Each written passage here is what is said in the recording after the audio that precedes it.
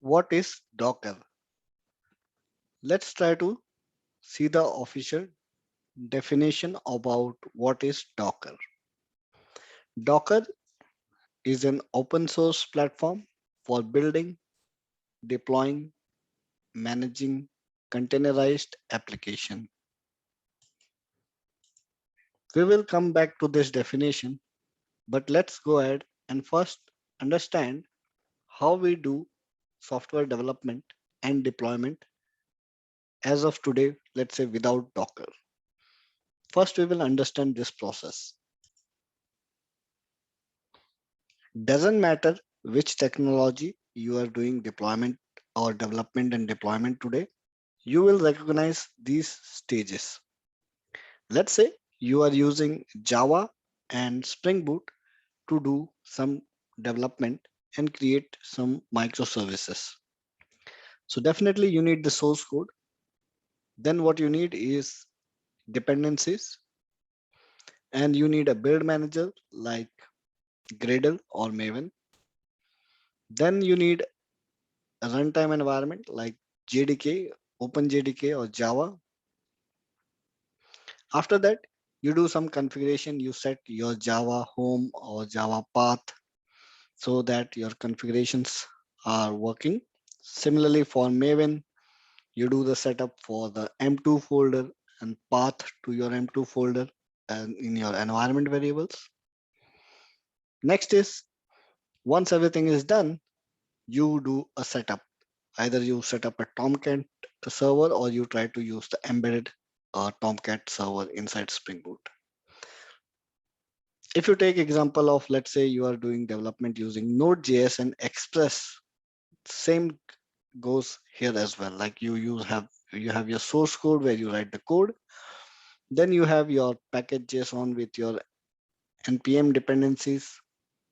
For the runtime, you install Node from the Node.js org website. You install and download it, and then you install it, and then only your computer starts to recognize Node. And then you do some configuration here as well. You set the path and other stuff. After that, you install Express, and then with the help of Express, you create a server and you are able to build the application and see the changes on your local. Same goes for any other technology. Let's say PHP, Python, doesn't matter. There are certain steps and stages involved, which anyone or any developer has to do. After doing all this in your local computer, let's say if some other developer joins your team, he or she also has to do the same things to make sure the code runs on the local. Then, once the local development is done, you want to deploy the application onto the server. Let's say on your development environment, then on your test environment, acceptance environment, and then on production. So on those four environments also, these things has to be done. Like runtime has to be installed, configuration has to be done, server has to be made available, and then source code with proper dependencies embedded has to be pushed there.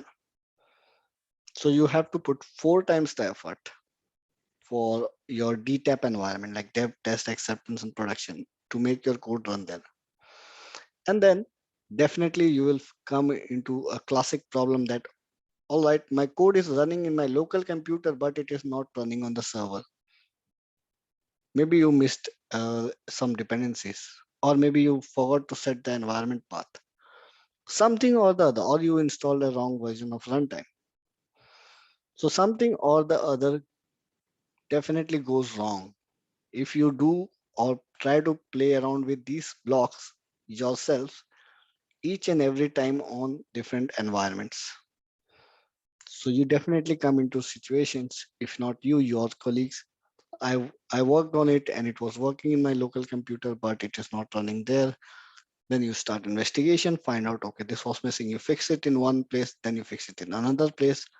So these kind of classic problem arises if we do the traditional way of software development and deployment. So these kind of issues was easily solved with the help of Docker, the containerization approach. That's what we call it. Let's try to go deeper into it.